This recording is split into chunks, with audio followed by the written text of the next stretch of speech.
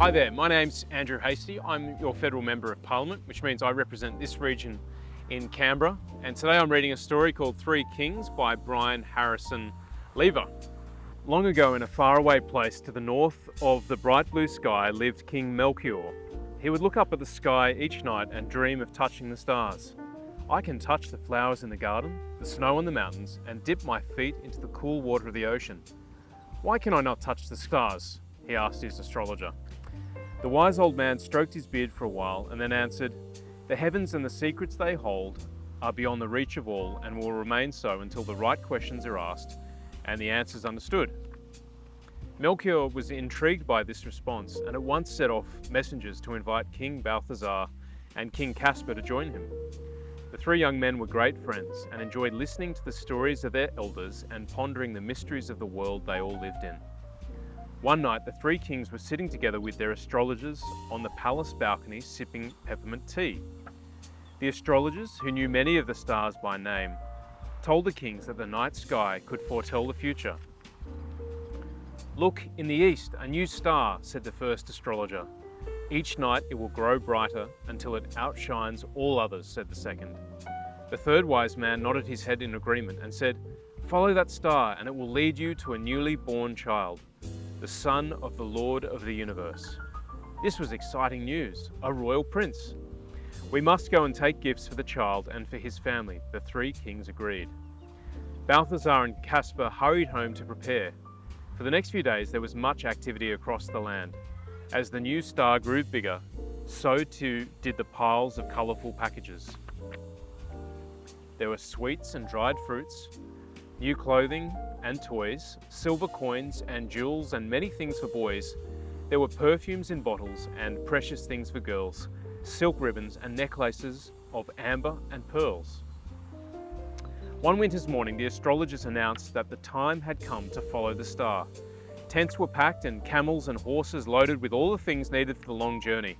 The three kings were to meet along the road, each with his wise astrologer to guide the way, his shepherd to keep the sheep, and servants to care for the camels and horses. King Melchior was the first to arrive at the meeting place. Soon after, a great commotion in the camp marked the arrival of King Balthazar. In no time at all, King Caspar's caravan was announced by the blowing of trumpets and the stamping of many feet. By midday, everyone had settled down to rest and all was quiet. The real journey would begin at nightfall. As the sun sank below the western horizon, the new star, the Star of Wonder, appeared in the night sky. The travellers packed up and moved on. Three kings, three wise men, their shepherds and servants, and their animals loaded high with colourful packages. The caravan wound its way through forests and over mountain passes. As daylight came, they made camp outside a small town. Before long, some people from the town gathered around to beg for food. "What is this?" the kings asked the wise men, for they had not seen begging before. "Poverty, alas, is common," they replied. "Many here do not have enough to eat." "We must do something," said Melchior, Balthazar and Caspar, "for this is a special time when the son of the Lord of the universe is to be born. All people should remember it and be happy." The next morning, the poor of the town awoke to find many beautiful gifts beside their sleeping place. There were sweets and dried fruits, new clothing and toys, silver coins and jewels and many things for boys. There were perfumes in bottles and precious things for girls, silk ribbons and necklaces of amber and pearls. Well fed for once, the children ran out through the streets, laughing and happy, to the campsite where the strangers had been. But the fields were empty. While the town's people were asleep, the travellers had moved on.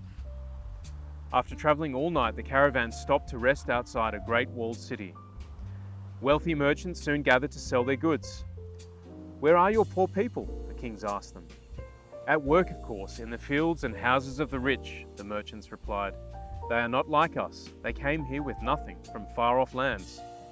"We must do something," said Melchior, Balthazar and Caspar, "for this is a special time when the son of the Lord of the universe is to be born. All people should remember it and be happy." The next morning, the poor and oppressed of the town awoke to find beautiful gifts beside their sleeping place.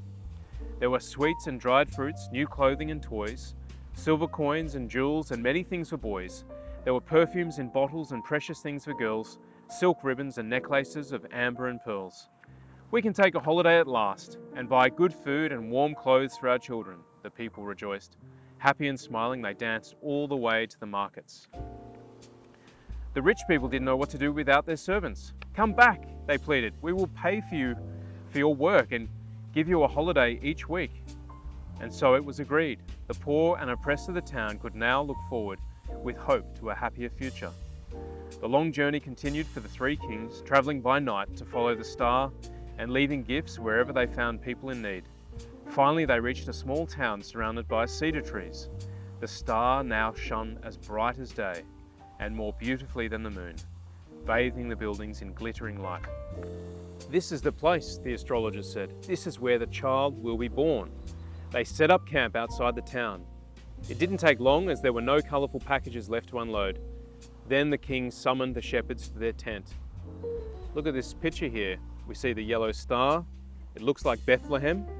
And we see all these colourful tents with soldiers and people. It's a pretty interesting scene. Shepherds, said King Melchior, go into the town and find the place where the star shines brightest. The honest shepherds looked up at the star and then at each other. We are frightened, they said.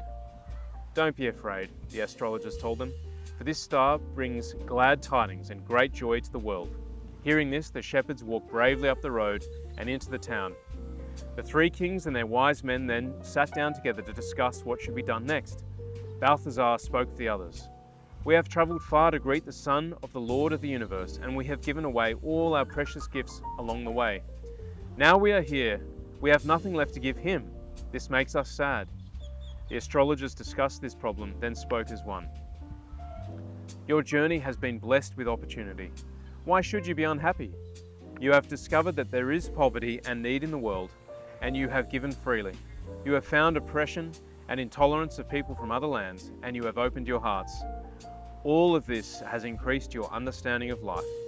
The gifts you have given brought hope and happiness to many who could never have experienced these things if you had not passed this way.